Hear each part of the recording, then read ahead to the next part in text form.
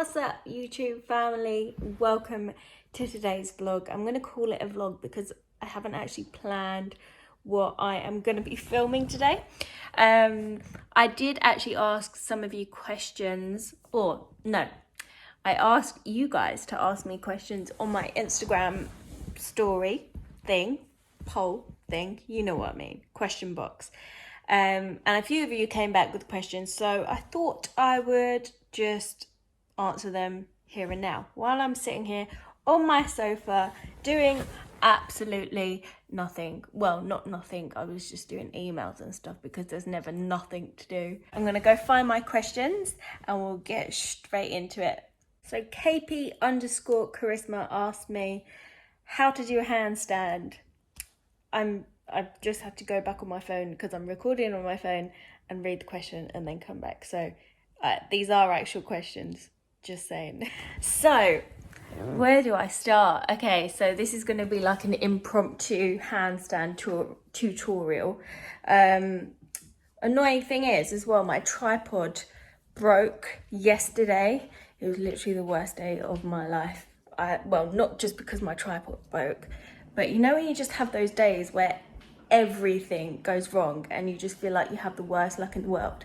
Well, that was me yesterday. So let me find something to prop you up on so I can go over some handstand drills with you.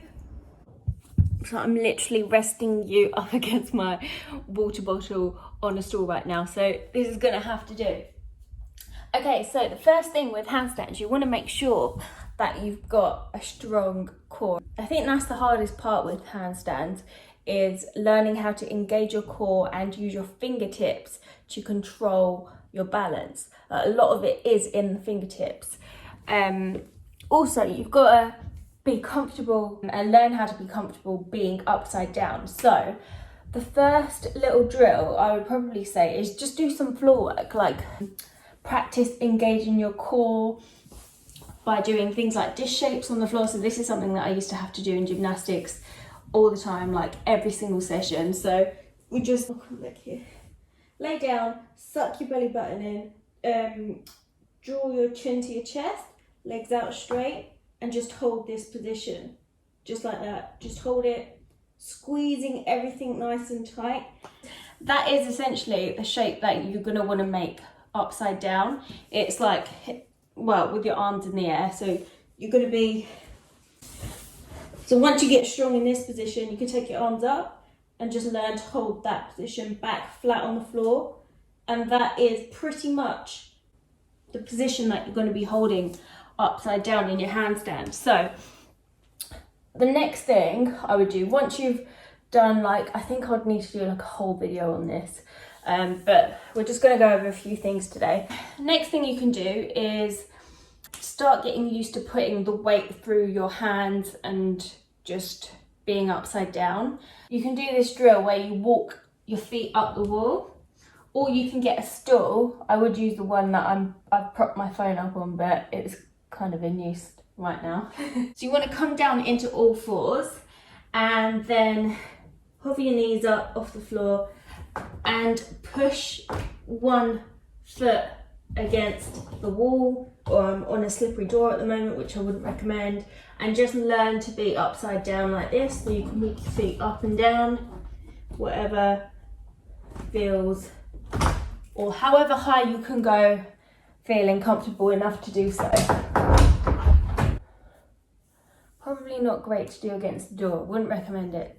Do it up against a hard wall. Next, so when you get comfortable putting the weight through your hands and being upside down, walk your feet up a little bit higher so they're nice and straight up here, so you can see, well, you can't really see, but I'm currently in like a dish position-ish, like, but more with my legs more flexing at the hips. So what I want to do from here, or what you want to do from here, is walk those hands forwards and then come as parallel to the wall as possible. So eventually you'll want your nose touching against the wall or the door. It's quite hard to do when you're talking. Another thing I would recommend doing is learning how to fall out safely, because when you're in that position, it does get quite tiring, especially considering that you have to squeeze everything nice and tight to hold you up. So I would recommend learning to step out of it. When you're up here, making sure you have enough room to do so, just like stepping out to the side, okay?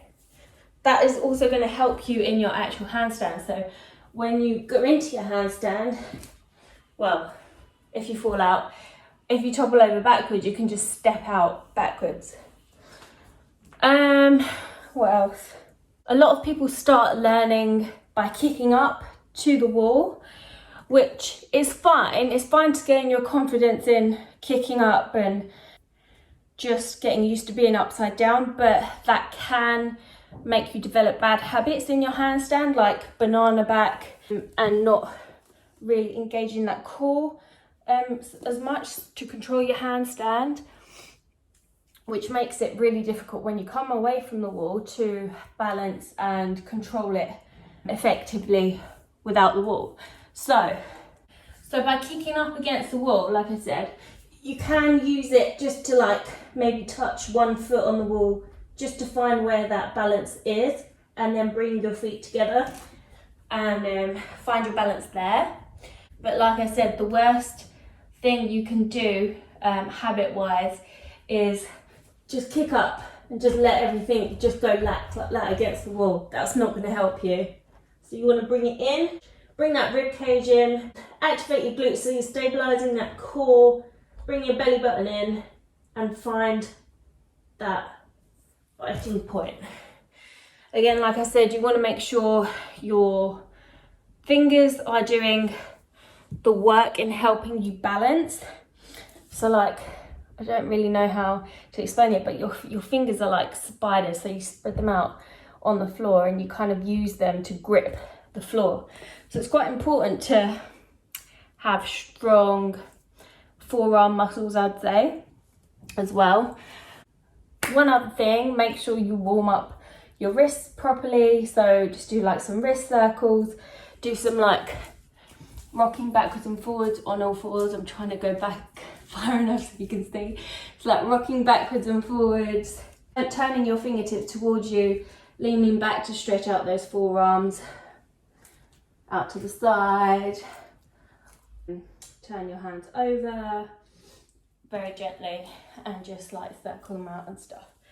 Also, even just learning how to hold a proper plank position will really help in your handstands. So a lot of people tend to plank slightly incorrectly, so either with their bums too high in the air or letting their hips sink. So you usually get either this, so like a piked plank, or like that. Once you learn how to retract your shoulder blades, suck in that belly button nice and tight, squeeze the glutes and just hold everything nice and tight, turning that tailbone under. So that is what you want to aim for. So no sinking down here, no piped bums up here, just hold in this position. To make that plank harder and really work your core harder is if you walk your hands forwards. So it's kind of like an upside down dish shape that I showed you laying on my back, but just walking the hands forwards and holding the plank like this. Preferably on non-slippy floor. But yeah, that was like a super quick handstand tutorial. There's so much more to it. There's so many more drills you can do. So maybe I'll do a full-on video for it. But let me know if you do want to see that. If you do, I will make a separate video dedicated towards that. And while we're here, just don't forget to drop this video a thumbs up if you are enjoying it so far. And if you're new here, make sure you hit that subscribe button. Okay, next question. Me again, coming at you, fresh-faced, no makeup, on my bedroom floor with piles of clothes, which I am trying to sort out because I really want to get rid of loads of stuff, because there's so many bits which I've either worn once and then never worn again, or bits that just don't fit me, or bits that are just old. So I'm having a good clear out, and let's see if I can put anything on, you know, like those websites or like those apps where you can just sell bits. So yeah, that's the plan. Don't really know how to do it yet, but we'll figure it out. And while we're here, I thought I would answer the second question. I didn't really get many questions this time. Usually you guys have so many questions for me, but this time I only got a few. It'll be good though. We'll be nice and quick and we can smash it out, and I won't take too much of your time. So Imish_Joshi asked, do you think social media based misconceptions are an issue, or rather just let it be? That's quite a full-on question, isn't it? Social media based misconceptions. What I think that means is, do I think that people posting on social media and portraying their life a certain way is a problem? I don't think necessarily it's a problem anymore, because more people have spoken about it and more people are open about Instagram just being a highlight reel most of the time. And I also think a lot more influencers and celebrities are speaking out about Instagram being that way. So I think the awareness is much better than what it used to be. So in that sense, I don't think it's as big of an issue. Obviously, there is going to always be some people who don't really see that, and they take Instagram for what it is and face value and what they see, which can then obviously lead to mental health issues and whatnot, and comparisons, and that isn't healthy, and that can be an issue. But generally, on the whole, I think people, influencers, celebrities, generally on the whole, have become a lot more open about speaking about misconceptions, bad days. Like, obviously no one's going to want to show their bad day to the world, are they? No one's going to want to show themselves at their worst. Like me, this is my first time on YouTube without any makeup on, I think, and that's a big thing for me. But that's purely because I want to be as real as I can be on social media now, and I realise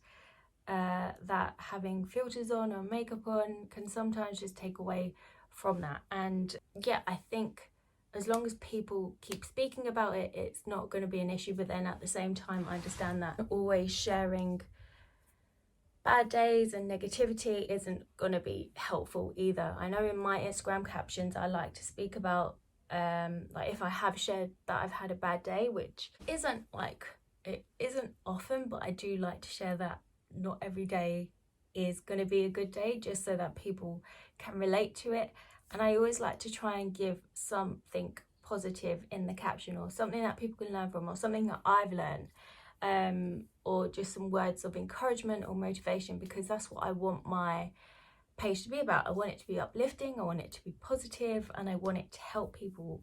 So if I can do that through my page by sharing some of my bad days as well as the good days, then I will do that. But on the whole, I want my page to be positive. So I think that's very important. Social media is already, or it can be, quite negative with trolling as it is, which actually brings me on to the next question. Not sure this is a fun question, but how, so I asked for fun questions. Not sure if this is fun, but how do you as an influencer handle negativity from social media? I've been quite lucky in that sense, in the sense that I've not had too much negativity. Have had some people say mean things, but nowhere near as much as I know some other people have, which I'm very grateful for and lucky for. I've got such a lovely community on my Instagram page, and everyone's so lovely and supportive. But when I have had negativity either said to me under a post or like in a message or something, I've either just brushed it off and let it go, or if I feel like there's something constructive that I can take from it, or that it could have been taken a different way that's not meant in a mean way, then I will try and like just read it and suss it out and see if there is anything constructive that I can take from it. Sometimes I know that messages can be mistaken. Like, have you ever got a message on WhatsApp which you've taken a wrong way, or someone else, or you've sent a message to someone and they've taken it completely wrong, and you're like, no, I didn't mean it like that. But so I do think messages without people seeing each other face to face can be difficult to gauge where they're coming from. So I do try and look at it from different angles if it's not just a plain blank "you look disgusting" kind of message. Because I know some people can be trying to come from a good place, but it's just being taken wrongly. So I do confront people if I feel like there is something behind the message that I can either learn from or take on in a constructive way. Otherwise, yeah, just literally laugh it off, block, delete, see you later, and that's it. I don't like to spend too much time and energy on people who don't deserve it. So yeah, if I feel like it can be resolved, or if they need confronting, then I will do. If not, then yeah, block, delete, see you later. And I suggest you guys do the same. So I'm just about to make myself a little protein smoothie. Banana caramel and chocolate peanut are the two I mix, because I don't know, sometimes you want a little bit of a different kind of flavour combo, right? I get a little bit bored of just having one flavour, so I always like to have two different ones just to be safe, you know? Next question. So Rav_Matt, where are those amazing sounding biscuit tea bags available from? Okay, so I'll post a picture of them here. I posted these on my Instagram a couple of weeks ago because my cousin gave me them. And they're basically tea bags that taste like biscuits. So, you know, like how you dip biscuits in tea? Well, that's the flavour you get from the tea bag, the Yorkshire tea bags. And they are from, I asked her, they're from Waitrose or Amazon. So you can get yourself some of those from Waitrose or Amazon. I had it with almond milk though, so it wasn't that biscuity, but I'm sure if you had it with normal milk, it would be quite biscuity. But they were good, and it smelled like biscuits too. So if you're a biscuit fan, definitely go and check them out. Also, by the way, this protein, I'm not vegan, as you will all know, but I do like to try and eat as plant-based as possible.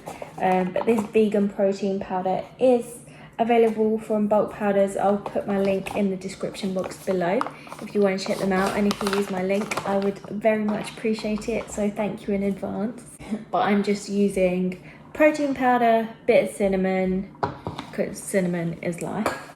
And I've also started putting a bit of spirulina in my smoothies, just because I feel like it really helps my skin. Over a few days of using it, my skin really clears up, like if I've got any spots and stuff. But yeah, all the powders and stuff from Bulk Powders are amazing as well, by the way. They're super potent and pure. Even the stevia is just pure stevia. It's not like stevia extract mixed with like some other sweetener like most ones are in Tesco's and Sainsbury's and stuff like you get in the supermarkets, but it's just completely that ingredient and that ingredient only, so it's so strong, and you need like the tiniest amount to get the sweetness from the stevia. And even like with this stuff, like the powdered stuff is super strong, so use in moderation, otherwise you will end up with very potent flavours of whatever these powders are.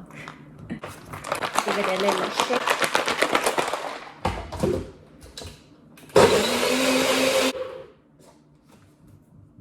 Nice and easy. Looks like bogies, but that's fine. That's how we like it. Tastes great.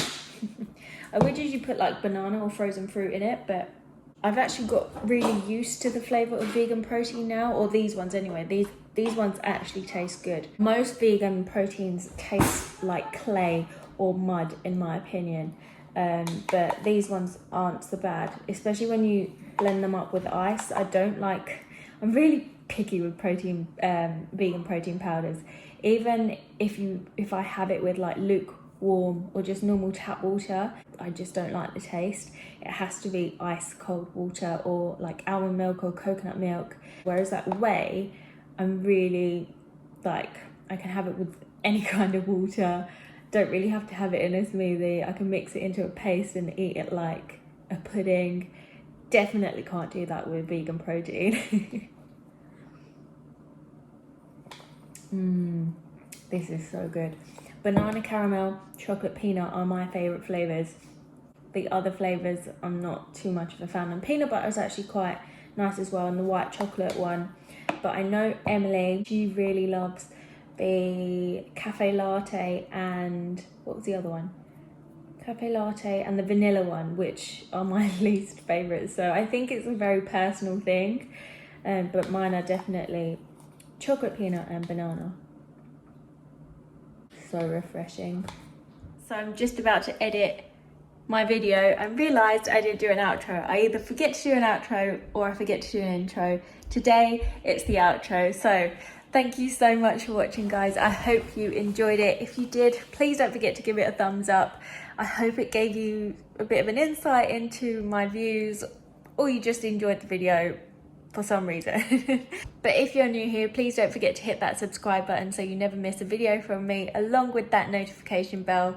And if there's anything else you want to see, just comment it down below so I can keep creating the kind of videos you like. But thank you so much for watching, guys. I will see you in my next one.